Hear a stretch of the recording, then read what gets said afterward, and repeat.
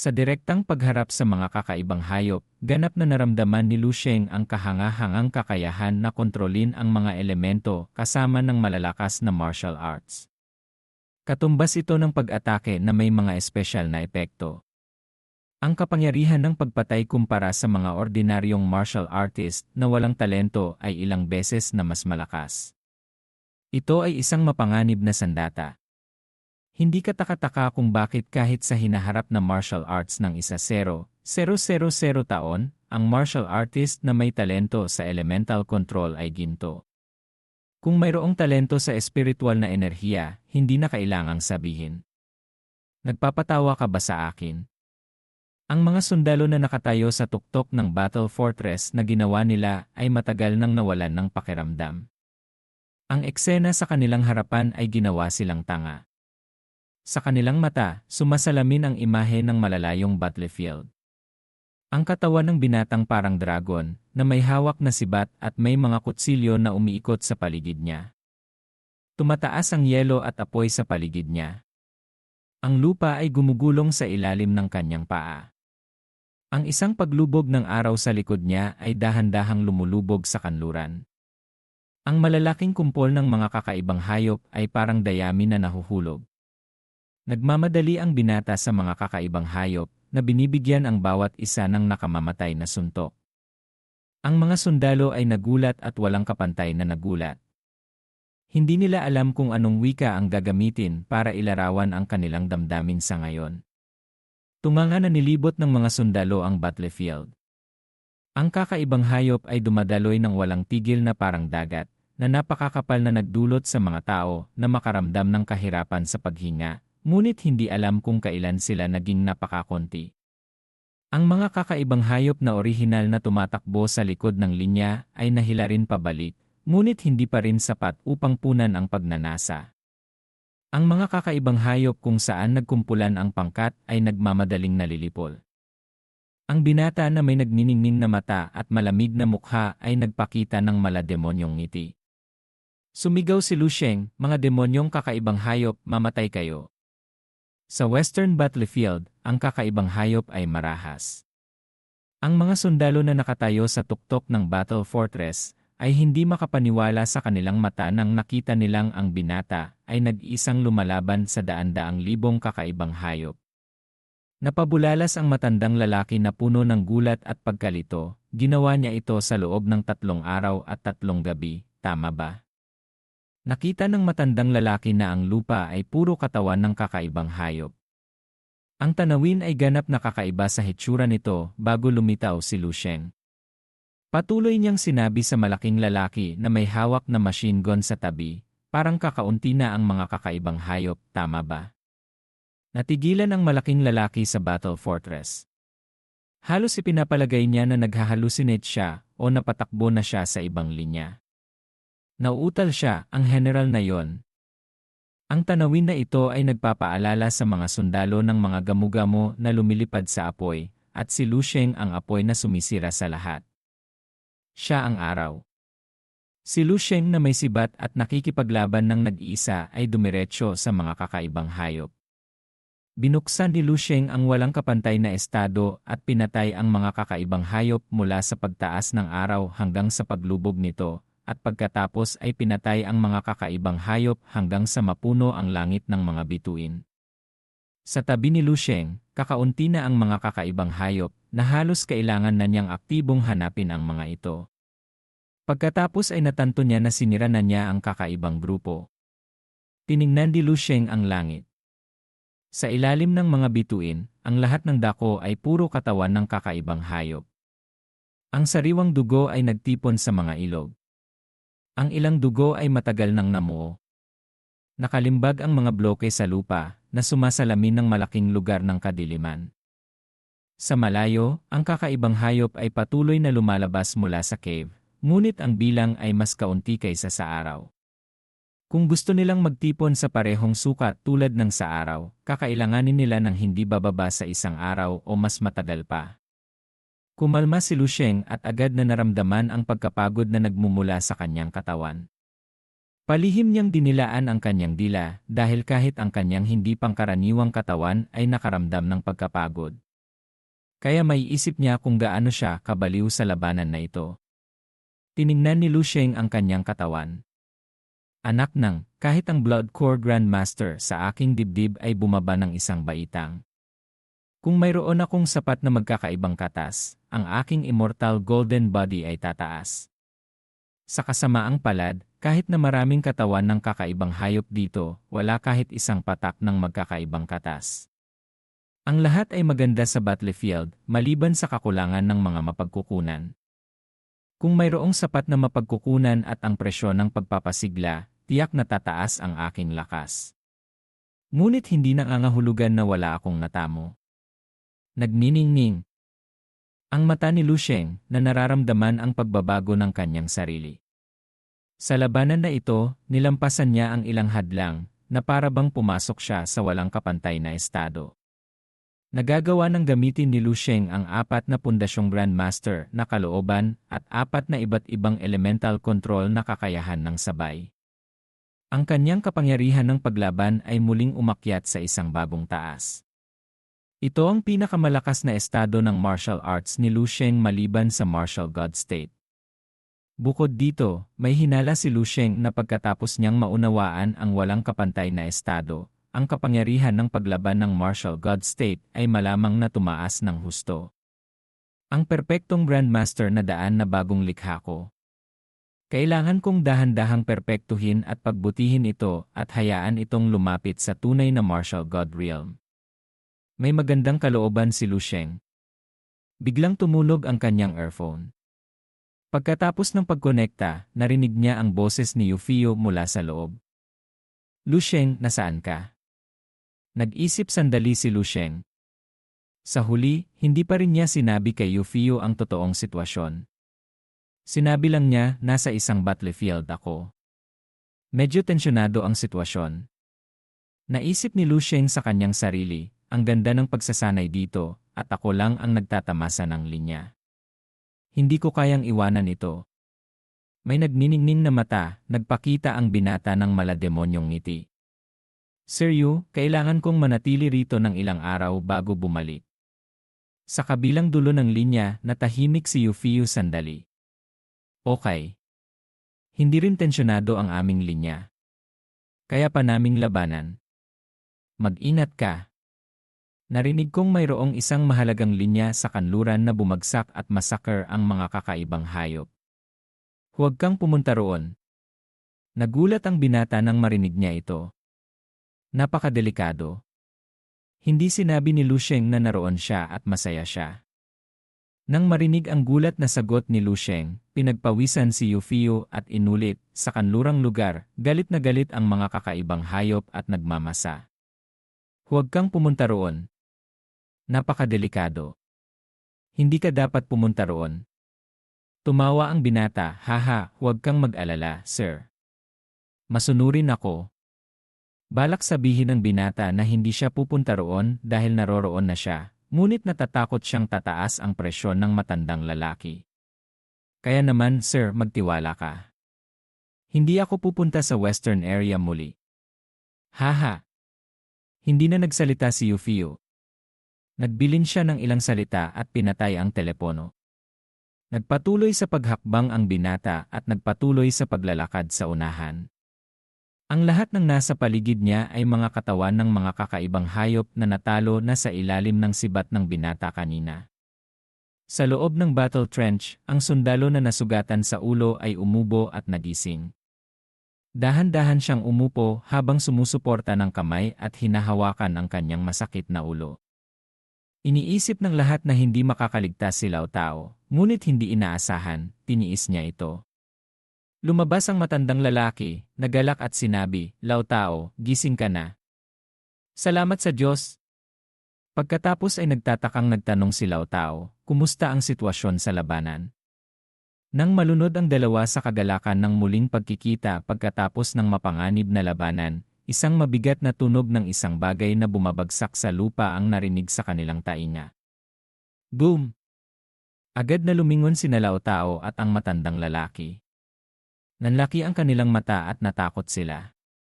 Ang isang malaking katawan ng kakaibang hayop na level 7 ay nakahiga sa kanilang harapan. Sa sandaling ito, naririnig ang mga yapak. Isang binatang lalaki na may dalang sibat ang tahimik na tumitingin sa kanila. Sina Lao Tao at ang matandang lalaki ay nagalak na para bang nakita nila ang kanilang ina na bumalik mula sa pamilihan. Ang maningning na buwan ay sumisikat sa gwapong mukha ng binatang si Lu Sheng. Ang kanyang mata ay napakaliwanag na nagpapakita ng ilang pag-aatubili. Mayroon ba kayong anumang mahihiling na tulong sa akin? Nagtaas ng kamay sina Lao Tao at ang matandang lalaki para sumaludo. Opo, sir. Mangyaring utusan mo kami. Nagpatuloy sa pagtatanong ang binata, mayroon ba sa inyong marunong magluto? Nagugutom ako. Ang mga salita ay nagdulot sa kanilang dalawa na mapabalikwas. Sa Eastern Military District Command, isang mabilis na emergency meeting ang tinawag. Sa pagkakataong ito, ang level na pag-aalsa sa cave ay ganap na naayos. Mas mahaba ang oras kaysa sa inaasahan, 2 araw na mas mahaba. Ang tiyak na istatistika ng mga casualty ay nasa mesa ng computer sa harap ng commander. Mayroon ding isang kopya ng marshal. Ang isa sa 4 na dakilang general, Sixia Dinjun, ay nag-utos, ang pag-aalsa ng S-level na cave na ito bagaman hindi kasalanan ng tao. Nagpapakita rin ng ilang issue sa pagpapanatili at pagmamanman ng mga cave sa Eastern Military District. Dapat nating tandaan ang aral na ito sa hinaharap at itaas ang ating kamalayan sa pagtatanggol at pagmamanman. Bukod dito, ang pagganap ng mga sundalo ng Mint Division ay hindi ganoon kahusay. Kailangan kong ayusin ang oras para makipag-usap sa kanila. Tumayo ang isang tao para tanggapin ang utos, naiintindihan ko. Aayusin ko ito ngayon. Nagpatuloy si Xia Dinjun, agad akong mag-aayos ng pagtrato sa pag-aalsa ng S-level na cave na ito. Nagtanong ang sundalo, ganyan ka ba kaapurado? Tinaas ni Xia Dinjun ang kanyang mga kilay at malamig na nagtanong, nakalimutan mo na ba na mayroon pa tayong malaking problema na hindi pa nareresolba? Nagpawis ng malamig ang isa pang tao at sinagot, tama ka, General. Ang No-Walo Defense Line ay bumagsak. Ang 833 Rear Division na pinamumunuan ni Feng Boshi ay nagpadala lang ng kahilingan para sa reinforcements. Galit na ibinagsak ni Xia Dinjun ang kanyang kamay sa mesa. Agad na imbestigahan para sa akin ang kasalukuyang sitwasyon ng No-Walo Defense Line. Opo. Ang sundalo na nag-uulat sa mapa ng pamamahagi ng linya ay bahagyang tumutok sa posisyon ng No-Walo Defense Line. Mabilis na ipinakita ng satellite system ang real-time na eksena sa No-Walo Defense Line. Tinitigan ni Xia Dinjun ang screen nang walang pagbabago sa ekspresyon. Pagkatapos ng pagtingin sandali, malamig niyang sinabi, nasaan si Feng Boshi? Naramdaman ng sundalo na nag-uulat ang lamig sa boses ni Xia Dinjun. Ibinaba niya ang kanyang boses at mabilis na sumagot, si Brigadier General Feng at ang kanyang mga sakop ay nagpapahinga. Naghihintay sila sa pagdating ng reinforcements at lalabas muli sa battlefield. Naghihintay ng kalokohan, malamig na sabi ni Xia Dinjun. Kahit na mayroong reinforcements, hindi ito ang kanyang turno para tanggapin ang mga ito. Ang No-Walo Defense Line ay hindi kahit nakabilang sa pangalawang mahahalagang zona. Paano naglakas loob si Feng Boshi na humingi ng reinforcements? Sabihin mo sa kanya, inuutusan ko siya na agad na magtungo sa battlefield para muling buuin ang linya. Sa madaling araw bukas, alinman sa naririnig ko sa kanya ang magagandang balita mula sa No-Walo Defense Line o naririnig ko ang balita ng kanyang sakripisyo. Opo. Ang sundalo na nag-uulat ay walang tigil na tumango. Balisa si Xia Dinjun kaya naglakad siya. Di nagtagal, nagtanong si Xia Dinjun tungkol sa sitwasyon ng ilang linya. Paminsan-minsan, kinokontrol niya ang satellite system para tingnan ang kasalukuyang sitwasyon sa mga linya. Ang mga ulat ng sundalo ay may napaka-coordinated na pag-uulat at mga sagot. Ang ilang mga imahe sa mga pulang linya ay lumitaw. Mukhang medyo nalulumbay ang mukha ni Xia Dinjun. Ang mga pag-aalsa sa cave na ito ay lumitaw ng eksakto sa lugar kung saan siya kumilos. Pagkatapos ng digmaang ito, halos 12 ang general sa ilalim niya na nagbuwis ng buhay. Dumurugo ang puso ni Xia Dingjun dahil hindi madaling sanayin ang ganitong uri ng elite talent na may 7th grade na lakas ng Grandmaster at military talent. Tinitigan ni Xia Dingjun ang mapa na puno ng pula. Napakalaki ng casualties sa pagkakataong ito. Tiningnan ang mga pulang lugar na ito na mga lugar ng kagipitan. Mga pag-aalsa sa cave na yan. Nagulat si Xia Dingjun nang makita niya ang isang bagay.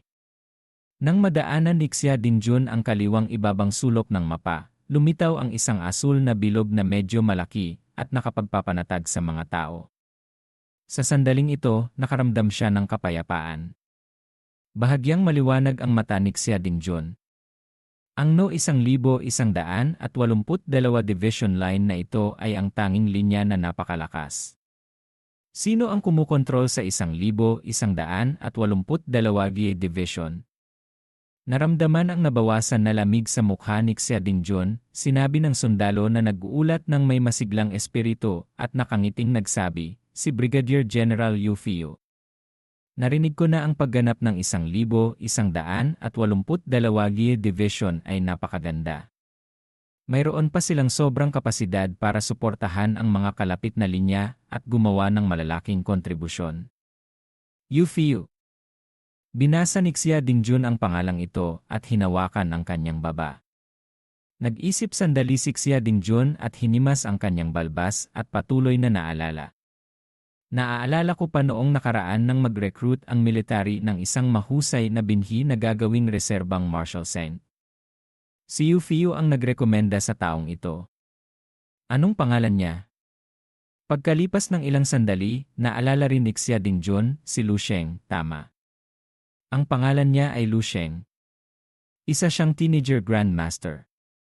Sa murang edad niya, may dugo na siya ng ilang Grandmaster, kahit na ang Ultimate Fist Yilin na kayang gahasain siya. Ha. Hindi napigilan ni Xia Dingjun ang pagtawa ng malakas at tumango. Si Yu Fiu ay hindi masama. Isa rin siyang talent. Sa pagtatapos ng insidenteng ito, hayaan mo siyang pumunta para hanapin ako. Sumagot ang sundalo na nag-uulat ng may ngiting, Opo, Commander. Ang linya na ito ang pinaka-nag-aalala ko ngayon. Sa huli, lumipat ang mata ni Xia Dingjun sa kaliwang ibabang sulok ng mapa. Ito ang pinaka-maalalahanin na pulang lugar.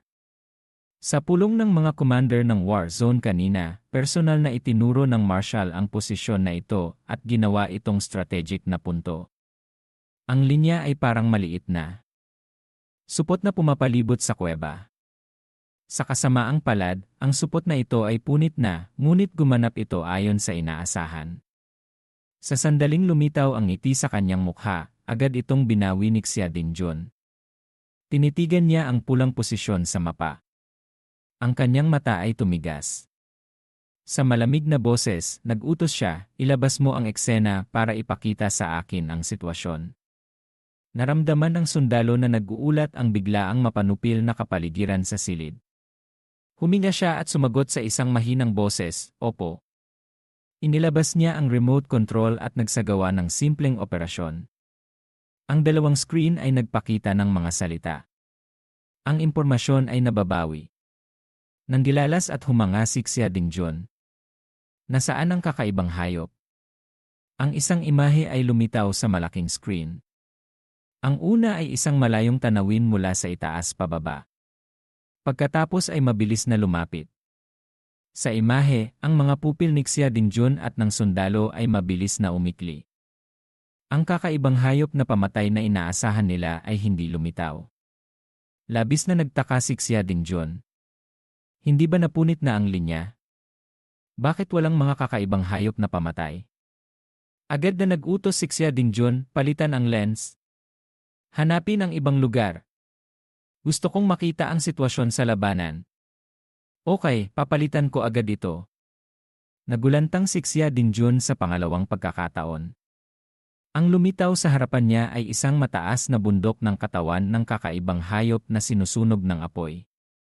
Sa harap ng mataas na bundok ng kakaibang hayop na ito, may isang figura na nakatayong patayo. Tahimik siyang nakatayo sa harap ng kuweba na mahigpit na hawak ang kanyang mahabang sibat. Ang kanyang buong katawan ay naglalabas ng napakalakas na aura. Nakita ang malamig na mata ni Lu Sheng na lumilingon. Nauutal si Xia Dingjun, ito ba? Hindi makapaniwala si Xia Dingjun sa kanyang mata. Impossible. Siya. Nakuha niya na mag-isang protektahan ang kakaibang hayop na nagngangalit. Tumakbo si Xia Dingjun at hinawakan ang kwelyo ng kanyang sakop at nag-utos, sino ang taong ito? Agad na siya satin mo ang kanyang impormasyon para sa akin. Ang sakop ay takot na umihi sa kanyang pantalon. Masusunod. Sa ibang disyerto, isang babae na may malalaking suso na may hawak na 2 espada ang pumapatay sa mga kakaibang hayop. Ang bilis ng kanyang mga kamay ay napakabilis na kamangha-mangha. Ito na ang pang-4. Pagkatapos sirain ang mga kakaibang hayop, kalmado at walang pakialam na sinabi ng babae sa taong nasa kanyang hawak na earphone, kakatapos ko lang magresolba ng 4 na kakaibang hayop. 3 sa mga ito ay level 5 at ang isa ay level 6. Ayos naman ang lahat. Di nagtagal, may boses na galing sa hawak niya na earphone, kakatapos ko lang pumatay ng 2 kakaibang hayop. Ayos naman ang lahat. Malapit na kami sa bumagsak na depensa. Magkita tayo sa 30 coordinates. Sumagot ang babae sa earphone, okay, team leader.